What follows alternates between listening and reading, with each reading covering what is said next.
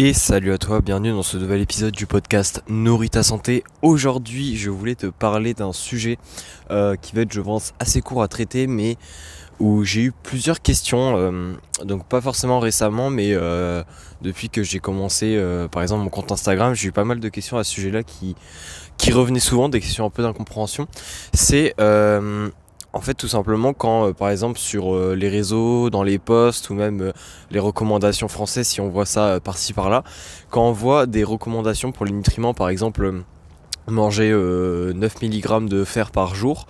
les personnes n'arrivent pas à savoir, quand elles s'y intéressent un peu plus à la nutrition, si les 9 mg par jour de fer, ce sont les besoins,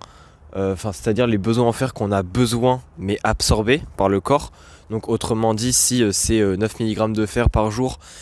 qui doivent être absorbés par le corps, ça veut dire qu'on a besoin de plus de fer que 9 mg par jour, parce qu'évidemment l'absorption du fer n'est pas égale à 100%, il y a une partie du fer qu'on mange qui est directement excrétée et qui n'est pas absorbée par le corps. Ou alors est-ce que ces 9 mg de fer là, c'est les 9 mg de fer que l'on mange, et du coup parmi ces 9 mg il n'y a pas beaucoup qui sont absorbés, mais c'est pas grave parce que les réels besoins en fer absorbés par le corps par jour, c'est en dessous de 9 mg. Donc je sais pas si j'ai été très clair, mais c'est cette question là qui peut revenir assez souvent et où on a du mal à savoir si quelle est en fait la vraie réponse. Du coup je vais donner la réponse ici, mais en expliquant un petit peu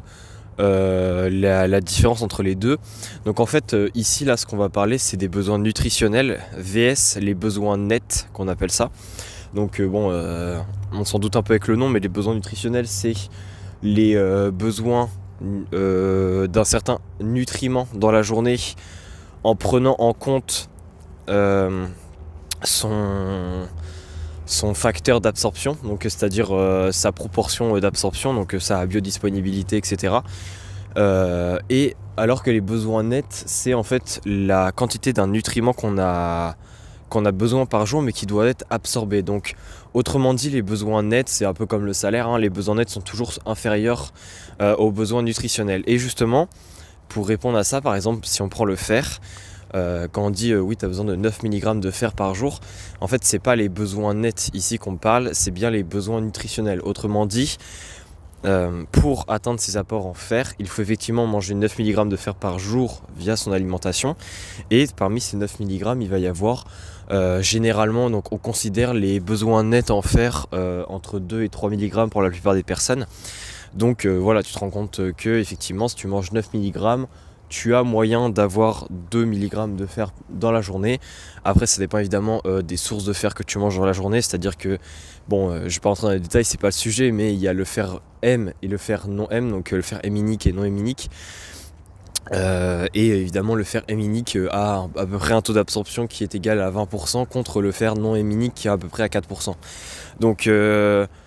bon, c'est pas du tout la même chose. Et évidemment ça dépend des sources que tu manges, mais en règle générale toutes les recommandations que tu vois sur les réseaux, etc., quand on dit tu dois manger 3500 mg de potassium par jour, etc., toutes ces choses là sont des besoins nutritionnels. Autrement dit, les besoins nets, les besoins dont tu as besoin d'absorber tous les jours, ils sont inférieurs à ça, et c'est pas vraiment nécessaire de les connaître. L'idée c'est déjà de s'appuyer sur les besoins nutritionnels et d'essayer de les compléter, et généralement les besoins nets après seront globalement satisfaits. Après encore une fois ça dépend de comment tu digères, etc., mais ça c'est un autre sujet. Donc voilà, j'en ai fini pour cet épisode qui a été très très rapide, mais je pense que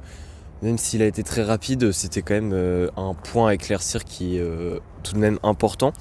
Parce que généralement on peut vite se poser la question, et le problème c'est quand on se pose la question et qu'on n'a pas la réponse, on peut vite être confus, donc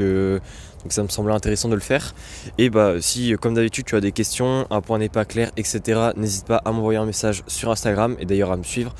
et sinon tu peux laisser aussi une note sur le podcast pour me soutenir, ça me ferait très plaisir. Allez, ciao.